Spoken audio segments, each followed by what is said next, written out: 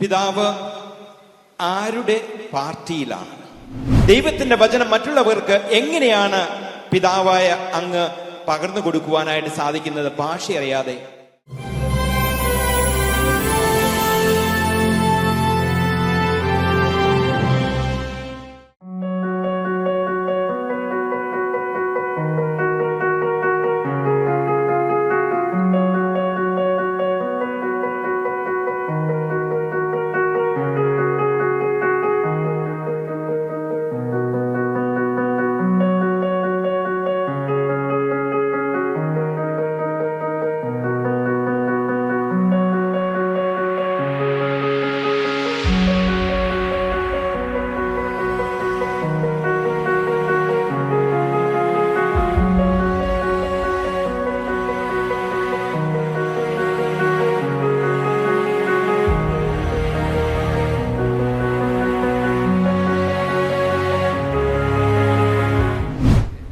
ദിവസം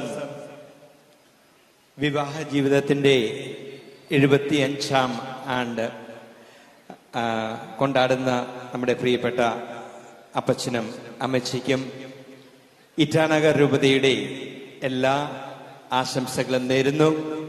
ഒത്തിരി ഒത്തിരി സ്നേഹത്തോടും സന്തോഷത്തോടും കൂടിയാണ് ഞാനിവിടെ നിൽക്കുന്നത്. ഞാൻ അവധിക്ക് എൻ്റെ വീട്ടിൽ വരുമ്പോൾ എൻ്റെ അപ്പച്ചനോട് ഞാൻ ചോദിക്കുന്ന ഒരു കാര്യമുണ്ട്.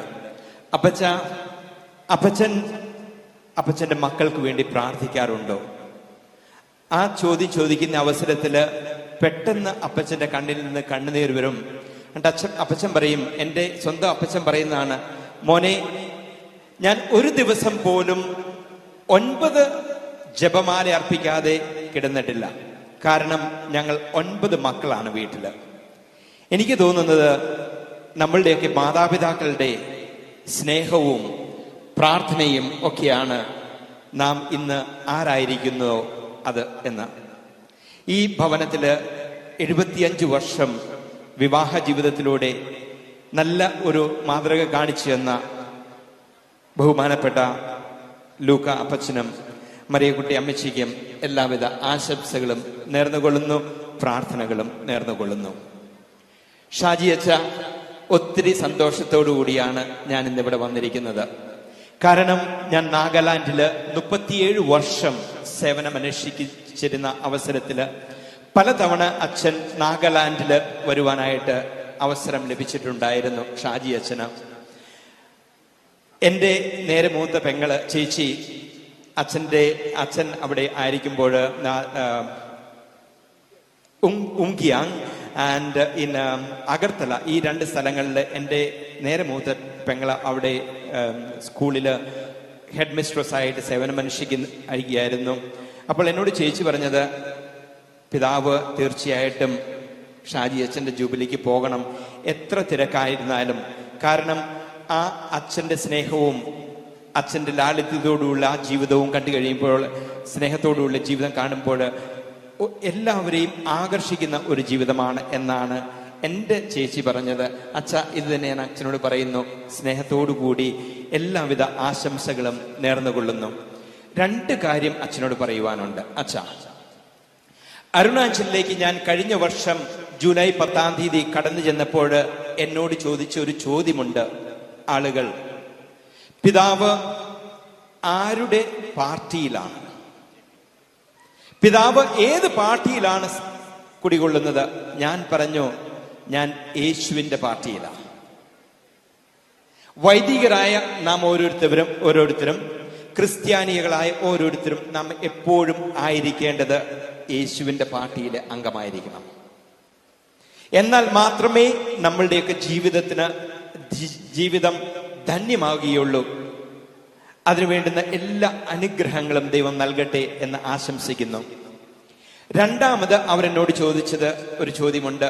Bishop, you don't know any language in Arunachal. അരുണാചലിലുള്ള ഒരു ഭാഷ പോലും എനിക്കറിയില്ല. അരുണാചലിലുള്ള ആളുകൾ സംസാരിക്കുന്നത് ഹിന്ദിയാണ്, പക്ഷെ എനിക്ക് ഹിന്ദി അറിയില്ല. അതുകൂടാതെ 103 ഭാഷകളുണ്ട്. You don't speak Adi, you don't speak Appatani, you don't speak Nishi, you don't speak Akha, you don't speak Wancho, you don't speak any language of Arunachal Pradesh. How are you going to communicate the word of God? ദൈവത്തിന്റെ വചനം മറ്റുള്ളവർക്ക് എങ്ങനെയാണ് പിതാവായ അങ്ങ് പകർന്നു കൊടുക്കുവാനായിട്ട് സാധിക്കുന്നത്? ഭാഷ അറിയാതെ. ഞാൻ അവരോട് പറഞ്ഞ ഒരു വാക്യമുണ്ട്, നമുക്ക് വേണ്ടുന്നത് ഒരു ഭാഷ മാത്രമേ ആവശ്യമുള്ളൂ. ഹൃദയത്തിന്റെ ഭാഷ അറിയാമെങ്കിൽ ബാക്കി എല്ലാ കാര്യങ്ങളും ശരിയായിക്കോളും. എനിക്ക് തോന്നുന്നത് ഷാജി അച്ഛൻ ഇത്രയും കൂട്ടുകാരും ഇത്രയും പിതാക്കന്മാരും ഇത്രയും ജനങ്ങളും ഇവിടെ കൂടിയിരിക്കുന്നുണ്ട് എങ്കിൽ ആ ഹൃദയത്തിന്റെ ഭാഷ അറിഞ്ഞ ഒരു വൈദികൻ ആണ് എന്ന് പൂർണ്ണമായ ബോധ്യത്തോടു കൂടിയാണ് ഞാൻ ഇന്ന് ഇവിടെ നിൽക്കുന്നത്. അതുപോലെ തന്നെ ഇവിടെ ഇരിക്കുന്ന എല്ലാ വൈദികർക്കും, എല്ലാ സിസ്റ്റേഴ്സിനും, ആത്മീയ പ്രേക്ഷിതർക്കും, നമുക്ക് എല്ലാവർക്കും വേണ്ടുന്നത് ഒരു ഭാഷ മാത്രമേ ആവശ്യമുള്ളൂ, ഹൃദയത്തിന്റെ ഭാഷ. The language of the heart. Once we know the language of the heart, then we will be able to do whatever we can with the help of God. എല്ലാവർക്കും ഒരിക്കൽ കൂടി ഒത്തിരി ഒത്തിരി നന്ദി, സ്നേഹം, പ്രാർത്ഥനകൾ. എല്ലാവരും പ്രാർത്ഥനയിൽ ഓർക്കുന്നു. നിങ്ങളുടെ പ്രാർത്ഥനയിൽ ഞങ്ങളെ കൂടി ഈ വൈദികരായി ഇരിക്കുന്ന എല്ലാ വൈദികരെയും സമർപ്പിച്ച് പ്രാർത്ഥിക്കണം.